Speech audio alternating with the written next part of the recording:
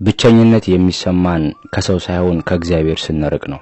ሰው የለኝም በማለት በተሟጠጠ ተስፋ ይህንን ቃል የተናገረው መጻጉዕ ነው።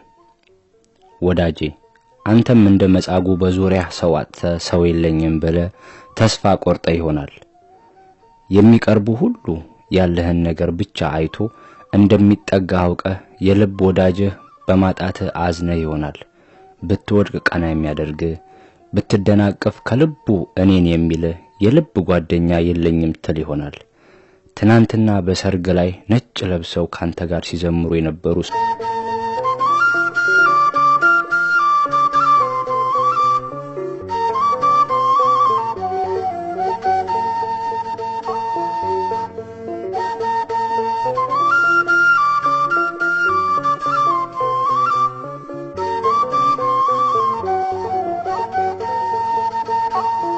ሰዎች ዛሬ በለቅሶክ ላይ ብን ብለው ጠፍተው ከሰው ተስፋ እንድትቆርጥ አድርገው ይሆናል።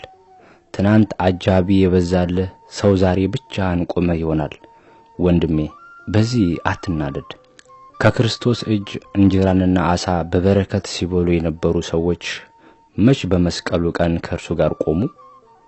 ውሃው ወደ ወይን ጠጅ ሲቀየር በሰርጉ ላይ ነበሩ። ደሙ ሲፈስ ግን በቀራንዮ አልነበሩም።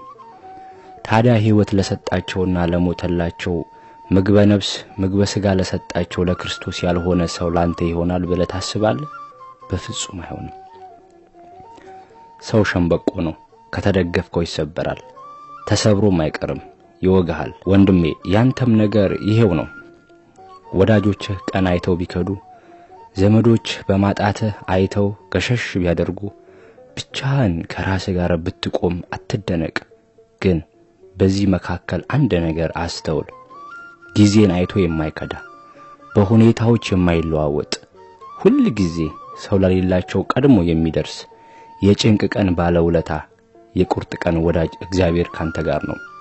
እርሱ ካንተ ጋር መሆኑን ካመንክ ሰው የለኝም እያልክ የምታንጎራጉረው መዝሙር ግጥሙም ዜማውም ይቀየራል። ወዳጄ ወደ ኋላ ተመለስና ታሪክ አጥና። ዮሴፍን ወንድሞቹ ሸጠውት ወደ ግብጽ ሲወርድ ሰው አልነበረውም።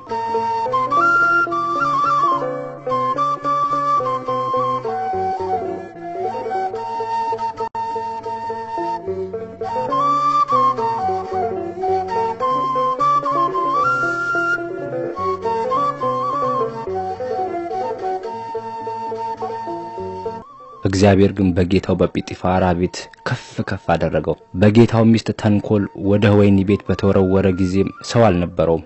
እግዚአብሔር ግን ከወይኒ ቤት አውጥቶ በባዕድ ሀገር ገዢ አደረገው። ሙሴ በሕፃንነቱ ወንዝ ዳር ሲጣል ሰው አልነበረውም።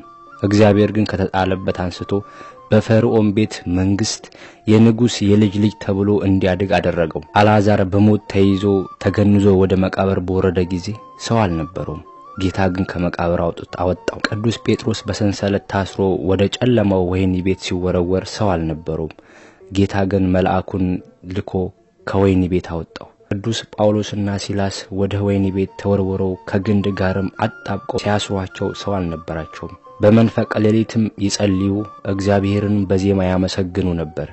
ጌታም የእግር ብረቱን የእጅ ሰንሰለቱን ፈትቶ በሩንም ከፍቶ አውጥቷቸዋል።